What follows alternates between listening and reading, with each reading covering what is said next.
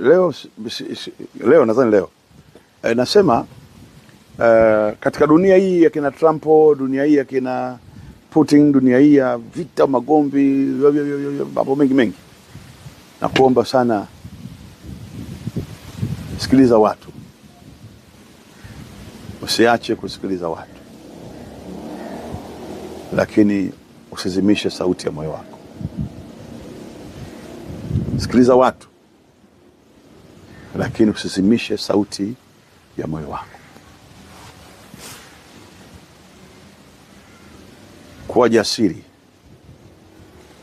lakini epuka kiburi, maana kiburi ni mwanzo wa safari ya aibu. Kiburi ndio mwanzo wa safari ya aibu.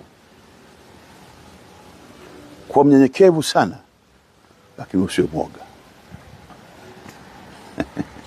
Kuwa mnyenyekevu sana, lakini usiwe mwoga. Sikiliza watu, lakini usizimishe sauti ya moyo wako.